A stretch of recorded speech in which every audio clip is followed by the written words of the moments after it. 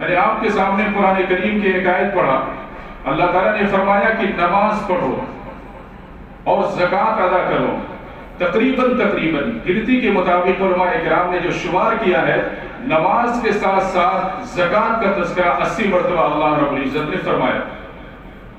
تو اس سے پتہ یہ چلتا ہے کہ زکوٰۃ بھی فرض ہے امت مسلمہ کے اوپر۔ وہ جو صاحب نصاب ہیں، جن کو اللہ رب العزت نے مالی حیثیت عطا فرمائی ہے، ان کے لیے زکوٰۃ نکالنا فرض۔ اور اللہ رب العزت نے فرمایا اقیموا الصلاۃ وآتوا الزکاۃ واقرضوا اللہ قرضا حسنا۔ آج ہم کسی مالدار کو چند پیسے دے دیتے ہیں، ہمارے دل کے اندر تسکین ہو جاتی ہے، ہمیں تسکینی سکون ملتا ہے، ہمیں ایک قسم کی فرحت اور انبساط میسر ہوتی ہے کہ ہم نے بڑا آدمی اڈانی صاحب کو قرضہ دے دیا، ہم نے بڑا ٹاٹا برلا کو دے دیا۔ آپ سوچئے جس کو ٹاٹا برلا بنایا ہے وہ اللہ رب العزت کی ذات، وہ کہہ رہی ہے وَأَقْرِضُوا اللَّهَ قَرْضًا حَسَنًا، ہمیں قرض حسنہ دیجیے۔ آج دنیا کی کمپنیاں کروڑوں روپے لے لیتی ہیں اور کروڑوں کا گھوٹالہ کر دیتی ہیں، پھر آدمی مسجد میں آ کر کے روتا ہے، پھر صدقہ بھی دیتا ہے، زکوٰۃ بھی دیتا ہے، اس سے کچھ حاصل نہیں ہوتا۔ چند سال پہلے آپ نے سنا ہوگا ہیرا گولڈ کے نام سے، وہ خاتون کو آپ حضرات جانتے ہیں کہ اللہ رب العزت نے کیا پتھر دل بنایا ہے، اور امت مسلمہ نے دل پھینک کر کروڑوں روپے لگائے، اربوں روپے لگائے، اور پھر پیسے ڈوب گئے۔ پھر لوگ شریعتاً کہتے ہیں، اپنی زبان سے کہتے ہیں صدقہ نکالو، اور نکالیں گے تو پیسہ واپس آئے گا۔ کس خواب میں آپ جی رہے ہیں؟ خواب خرگوش کی زندگی جینا چھوڑ دیجئے۔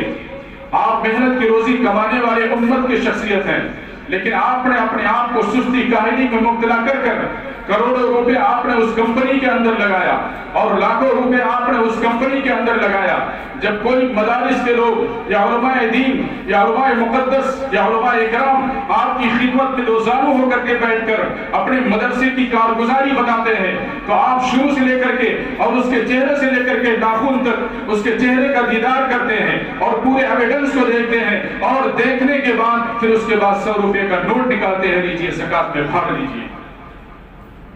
یہاں پر ہم نے کروڑوں روپے، جہاں پر اللہ کے نبی صلی اللہ علیہ وسلم کی کوئی حدیث میرے نگاہ سے نہیں گزری کہ آپ بلا وجہ کسی کمپنی کے اندر انویسٹ کریں گے اور وہاں پر لگانے کے بعد جو پیسہ ضائع ہو جائے گا اللہ رب العزت تمہیں اجر عظیم کے ذریعے سے نوازے گا۔ یہاں پر تو کوئی گارنٹی نہیں تھی، کوئی ایویڈنس موجود نہیں تھا، کوئی پتر پر لکھا گیا کوئی بھی چیز موجود نہیں تھی، لیکن وہاں پر امت مسلمہ نے لاکھوں کروڑوں روپے لگا دیے اور وہ کمپنی ڈوب گئی، اور وہ بدبخت خاتون اپنے دل پر پتھر رکھ کر کے امت کے سامنے نہیں آ رہی ہے۔ کس حساب سے جنت میں جانے کا دعویٰ کرتی ہے امت مسلمہ کے یہ لوگ؟ کیا مال کھا کر؟ اللہ کے نبی صلی اللہ علیہ وسلم نے فرمایا کہ مجاہد واحد شخصیت ہے۔ آپ صلی اللہ علیہ وسلم نے فرمایا کہ میدان جنگ کے اندر برسر اسلام مسلمانوں کے لیے دشمن کے سامنے برسر پیکار ہوتا ہے، اور اس کے سامنے تلواریں ہوتی ہیں یا اسلحہ اس دور کے مطابق ہوا کرتا ہے، اور دشمن کے سامنے لڑنے کے لیے ہما تنگوش تیار ہوتا ہے، اور ان کے ہاتھوں کے اندر تلواریں یا دوسری اسلحے چیزیں موجود ہوا کرتی ہیں۔ آپ صلی اللہ علیہ وسلم نے فرمایا دشمن اسلام کی گولی اس کے سینے کو چھلنی کرتی ہے اور خون کا فوارہ نکلتا ہے، اور خون کا فوارہ نکلنے کے بعد زمین پر گرنے سے پہلے اللہ رب العزت اس کی بخشش کا پروانہ جاری فرما دیتے ہیں۔ اور میں اگلی بات کہتا ہوں، جو حضرت یوسف علیہ السلام کو دیکھ کر مصر کی خاتون نے اپنے ہاتھ کو کاٹ لیا تھا، پھل کاٹنے کے بجائے اس حسن یوسف کا رب فرماتا ہے یہ میرے بندے نے میری یہ جان دی ہے، فرشتوں ہٹو تم جان نہیں نکال سکتے، میں اپنے بندے کی جان کو نکالنے کے لیے میں خود حاضر ہوں گا۔ لیکن وہی رب کہتا ہے اگر یہ مجاہد لوگوں کا مال غصب کر کے آئے گا، لوگوں کی زمین و جائیداد کو غصب کر کے آئے گا، لوگوں کے مال کو کھا کر کے آئے گا، لوگوں کی زمین کو اپنی زندگی کا شیوا اور وسیلہ بنا کر کے آئے گا، اور غریبوں کی چیزوں کو کھا کر کے آئے گا، اور مالداروں سے غصب کر کے آئے گا، میرے رب کی قسم نبی پاک صلی اللہ علیہ وسلم نے فرمایا میدان محشر میں اسے حساب دینا پڑے گا کس چیز کا چیز کھایا ہے، پھر وہ جنت کے اندر جا سکے گا۔ آج امت مسلمہ کس خرگوش کے اندر جی رہی ہے، خواب خرگوش کے اندر،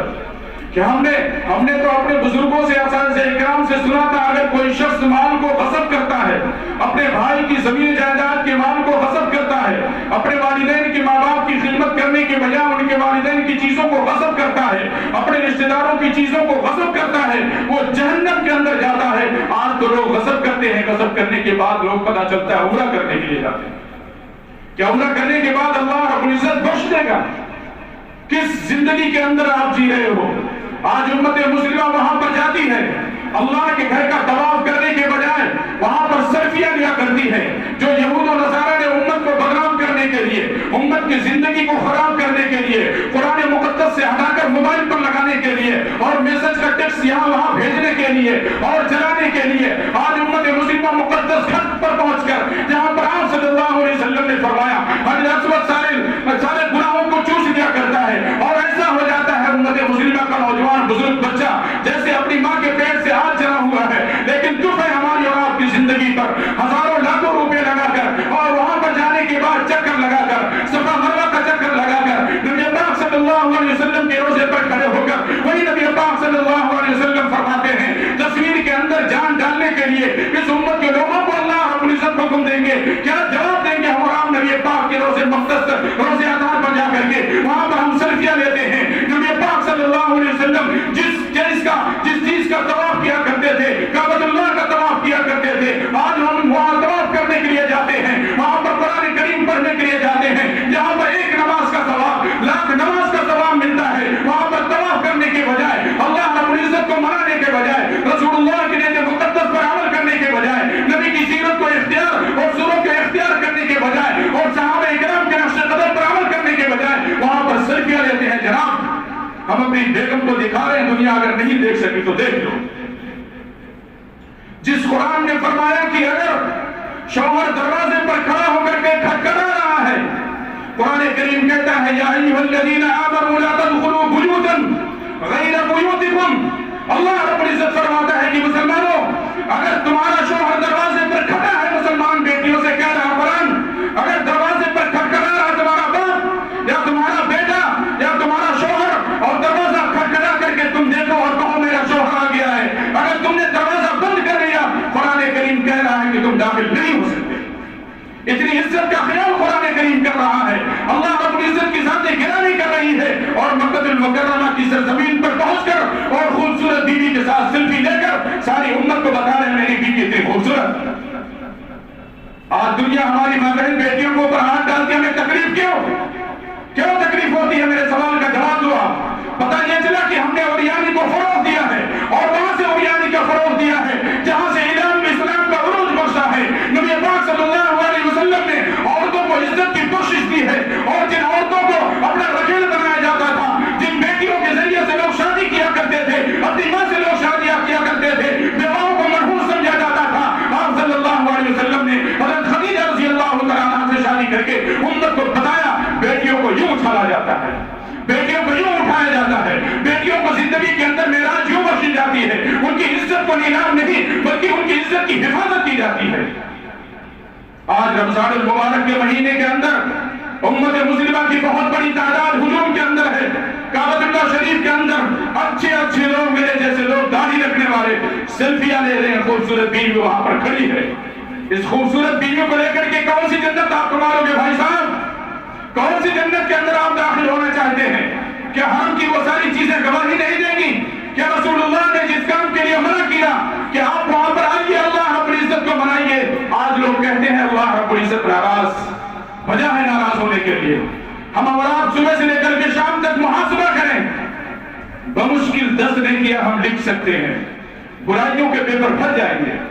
بمشکل 10 نے کیا۔ رمضان مبارک کا مہینہ آپ خود جائزہ لے لیں، ہم کتنی نیکیاں کرتے ہیں، کتنی برائیاں کرتے ہیں، ہم کتنا لوگوں کے ساتھ اچھائی کرتے ہیں، کتنا لوگوں کے ساتھ برائی کرتے ہیں۔ بہرحال بات دور نکل سکی، امت مسلمہ کے لوگ اپنے مال کو غلط جگہ استعمال کرتے ہیں، لاکھوں روپے اس کمپنی کے اندر لگایا لیکن ایک پیسہ رتی برابر نہیں آیا، لیکن امت کے لوگ خاموش چپ چاپ بیٹھے ہوئے صبر کر رہے ہیں۔ کیا کرے بھائی صاحب؟ یہاں پر تو اللہ رب العزت گارنٹی دے رہا ہے وَأَقْرِضُوا اللَّهَ قَرْضًا حَسَنًا، مجھے دیجیے قرض حسنہ، وَمَا تُقَدِّمُوا لِأَنفُسِكُم مِّن خَيْرٍ تَجِدُوهُ، اور یہ جو تم جمع کرے ہو دنیا کے اندر ممکن ہے تمہیں نہ ملے، لیکن آپ صلی اللہ علیہ وسلم نے فرمایا جو بندہ صحیح طریقے سے زکات نکالتا ہے اور 2.5% زکات نکالتا ہے، یعنی 40واں حصہ زکات نکالتا ہے، آپ صلی اللہ علیہ وسلم نے فرمایا اسے دنیا کے اندر بھی مال کی ترقی ملے گی اور صحت کی ترقی ملے گی اور پریشانیاں ان کے قدم سے دور بھاگتی چلی جائے گی۔ جو انسان کروڑوں کی جائیداد ہونے کے باوجود، کروڑوں کی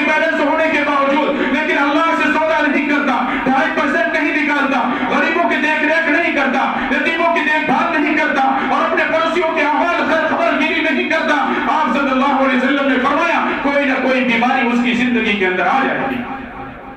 آج امت مسلمہ کی بہت بڑی تعداد کورٹ کچہری کے اندر چکر لگا رہی ہے کہ نہیں لگا رہی؟ مجھے بتائیے سچے دل سے، بات ذرا کڑوی ہے لیکن سننا پڑے گا آپ کو۔ جب کوئی مدرسے والا آتا ہے تو آپ جاگ کیوں جاتے ہو؟ یعنی امت مسلمہ کے لوگ جس میں میں ہوں، جب اللہ رب العزت سے مانگنے کی باری آتی ہے تو ہزاروں مانگتے ہیں، جب اللہ کے سامنے سجدے کے اندر گڑگڑاتے ہیں تو لاکھوں مانگتے ہیں، جب اللہ کے سامنے ہاتھ پھیلاتے ہیں تو کروڑوں مانگتے ہیں، لیکن جب وہ رب کروڑوں لاکھوں دے دیتا ہے، جب کسی فقیر کو دینے کی باری آتی ہے تو سکہ ڈھونڈتے ہیں، جناب 5 روپیوں سے دینا ہے، تمہارے پاس چھٹا ہے یا نہیں؟ جس رب نے اپنے خزانے کو کھول کر کے ہمیں اور آپ کے رکھ لیا، لیکن جب غریبوں کو بانٹنے کے لیے اور امت مسلمہ کے مدارس اور مساجد کو دینے کے لیے جب باری آتی ہے تو ہم چلر ڈھونڈتے ہیں۔ تو اللہ رب العزت نے ہماری زندگی کو چلر بنا دیا، چلر بنا دیا۔ علماء نے لکھا ہے کہ جب امت کے لوگ نیک ہوا کرتے ہیں، خاص کر بادشاہ جب نیک ہوا کرتا ہے تو اللہ رب العزت کے فیصلے بھی آسمان کی طرف ایسے ہوا کرتے ہیں۔ تبارك الذي نزل الفرقان على عبده ليكون للعالمين نذيرا